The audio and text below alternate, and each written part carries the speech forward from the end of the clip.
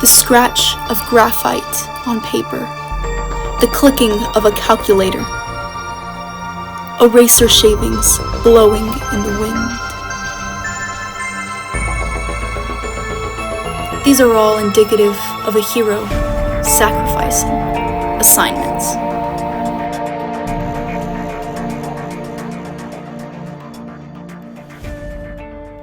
Today, we'll be investigating a myth you may or may not recognize that follows themes of pride, divine intervention, and revenge.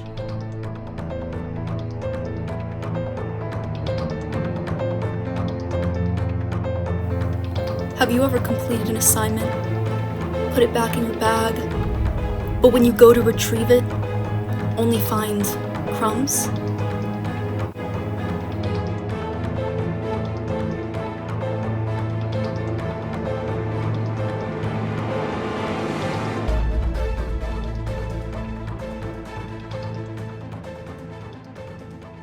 Maybe you haven't, but our hero, Cardolyine, has. Characterized by her dark jeans and her New Balance sneakers, Cardolyine has angered a god.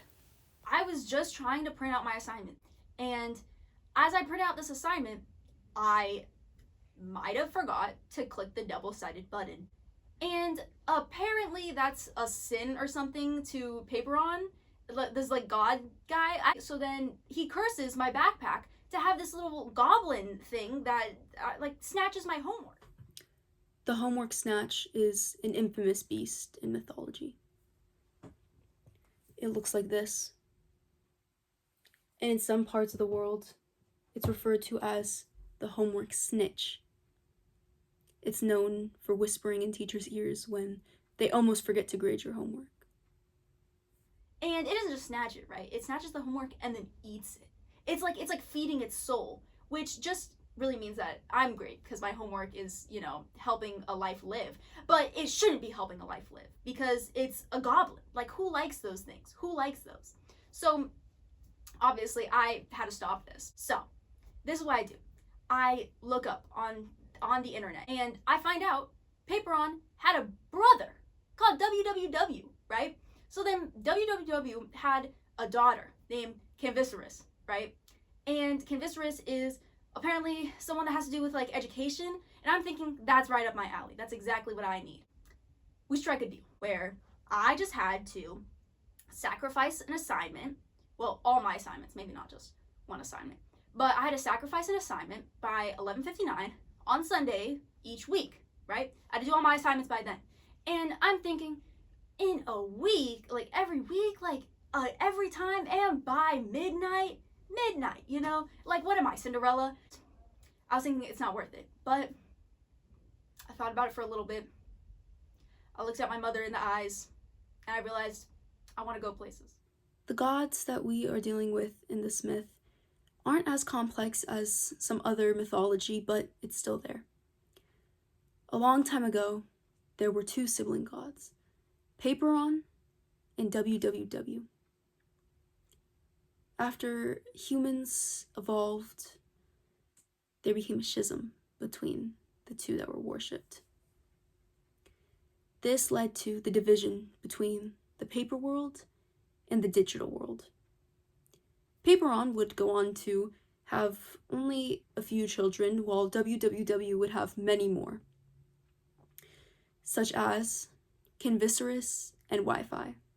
I take this deal up, and Canvicerus gives me the tool that I need to be able to solve this problem with I think it's called the keyboard. It's you don't use pencil and paper to write, but instead you press buttons that have letters on them. In some places around the world, a keyboard is also just referred to as the laptop, and it's a very well-known tool for those who worship any gods on the digital world and the digital side of the schism.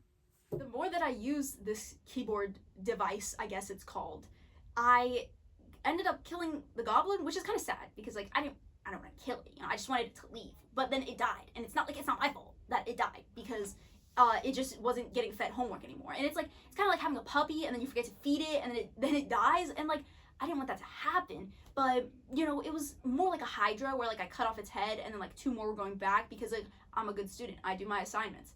And I didn't want to keep feeding it, so it's like feeding an addiction, and I didn't want to do that. The problem with this was the only thing holding me back, because I'm amazing, right? I'm great and humble, and this was the only thing holding me back. So like the second that I got this little goblin demon out of my life, right, this beast of some kind, I propelled forward in my class ranking, and I surpassed a few people. But every time you get great, haters will hate. And let me tell you about my biggest hater, Grathesius. So some say I have this flaw, I guess, that I tend to procrastinate. I don't see it, I don't get it. But I listen to people. I listen very carefully in between when I'm talking. With this flaw, I tend to get distracted, right? Which is not already good, especially when Grathesius decides to send me a beast called Notification. Some akin it to a siren, right? Where it makes like a chime and you're just drawn to it. So it coerced me, right? Not my fault, into opening a new tab. And sometimes I use this tool called YouTuberist. And it's a good tool. It helps me, it educates me. I've been able to find a lot of useful things on it, except it's dangerous. A common misconception is that a notification and YouTuberist are both beasts. However, only a notification is a beast. And as Cardolyine said, it is similar to a siren, where it lures its victim into a more vulnerable state so that it could, like what happened, open a new tab and get too distracted. However, YouTuberist is a tool that can be used for good or for evil. Grathesius knew that the minute I opened this tab, I would be too enamored by it. There's a known escape for problems like these, where when you get too unfocused and distracted, right? The solution is by looking in a mirror and really reflecting on yourself. And, I get too locked into doing that because I love looking at myself. But what Grathesius decided to do, what a bad name anyway. Grathesius puts the mirror behind me. Normally I have a small mirror on the side, but Grathesius moved it out of my field of vision, moved it behind me. I couldn't look away from my screen. I kept scrolling and scrolling until one day the screen shut off, right? Pitch black. As I look at it, I can see something through it. I can see myself, right? But I also see the mirror in the back. And then it reminded me, what am I doing? I switched tabs again. But I was kind of confused because I was looking at my calendar on Canvisaurus. I checked the corner of the keyboard and realized it's been a week. An entire week. The Wi-Fi has turned back on. And I'm not really sure what that was. It was some kind of, probably a stroke of luck, right? That happened. But I decided, okay, I'm going to finish these assignments. I'm going to get this done. But it's like so close to midnight that I'm like, I almost want to give up. Thinking, I need my secret weapon. So I go to my cabinet, I open it up, but I realize Grathesius took my secret weapon, Adderall.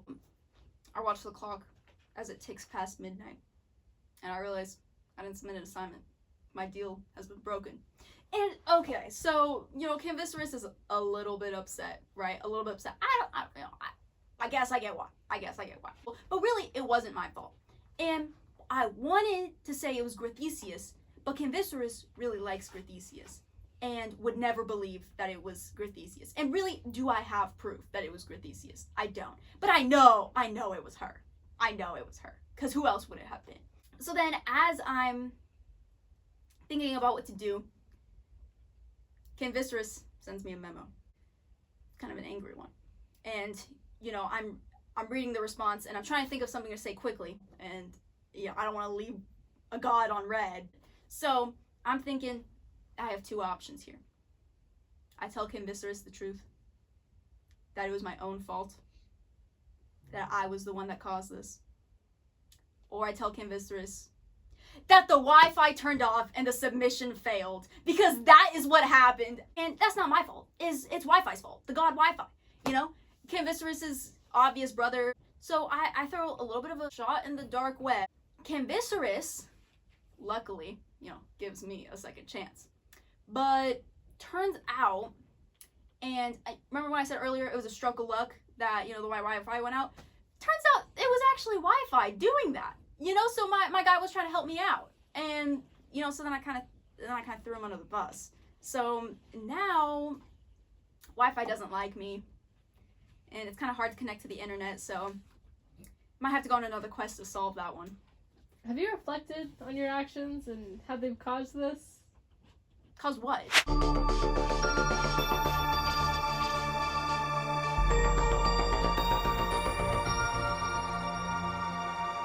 Now that we've heard Cardolyone's side of this myth, it is up to you, listener, to decide what interpretation you will view as fact. How does it feel now that you've stopped your enemy's plans? My what?